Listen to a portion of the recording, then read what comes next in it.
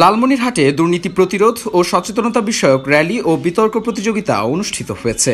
বৃহস্পতিবার সকালে জেলা দুর্নীতি প্রতিরোধ কমিটির আয়োজনে ও দুর্নীতি দমন কমিশন সমন্বিত জেলা কার্যালয় কুড়িগ্রামের সহযোগিতায় লালমনিরহাট শহরের মিশন মোড় হতে একটি র্যালি বের হয়ে শহরের গুরুত্বপূর্ণ সড়কগুলো প্রদক্ষিণ করে কালেক্টরেট কলেজিয়েট স্কুল প্রাঙ্গণে এসে শেষ হয়।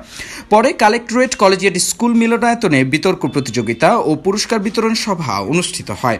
দুর্নীতি দমনে প্রতিকার নয়, প্রতিরোধী সর্বোত্তম পন্থা, এই প্রতিপাদ্যে স্কুল বিতর্ক প্রতিযোগিতায় লালমনিরহাট শহরের 4টি স্কুল অংশ নেয়। প্রতিযোগিতায় চ্যাম্পিয়ন হয় লালমনিরহাট সরকারি বালিকা উচ্চ বিদ্যালয় ও রানার আপ হয় ফাকল পুলিশ লাইন্স স্কুল। এছাড়াও শহরের 6টি স্কুলের শিক্ষার্থীদের নিয়ে রচনা প্রতিযোগিতা অনুষ্ঠিত হয়। প্রতিযোগিতা শেষে পুরস্কার বিতরণ ও মতবিনিময় সভায় প্রধান অতিথি ছিলেন লালমনিরহাট জেলা প্রশাসক মোহাম্মদুল্লাহ। জেলা দুর্নীতি প্রতিরোধ কমিটির সভাপতি এস.এম. আবু হাসনাতের সভাপতিত্বে বিশেষ অতিথি হিসেবে বক্তব্য রাখেন দুর্নীতি দমন কমিশন সমন্বিত জেলা কার্যালয় কুড়িগ্রামের উপপরিচালক মোহাম্মদ সিরাজুল হক, ক্যাপ্টেন আজিজুল হক বীর প্রতীক, প্রণব কুমার বিশ্বাস পল্টন। লালমনিরহাট থেকে মুস্তাফিজুর রহমান মুস্তফায়ের পাঠানো তথ্য ও ভিডিও চিত্রে বিস্তারিত জানাচ্ছিলাম আমি দীপুনুর। রূপান্তর সংবাদ নিউজ ডেস্ক।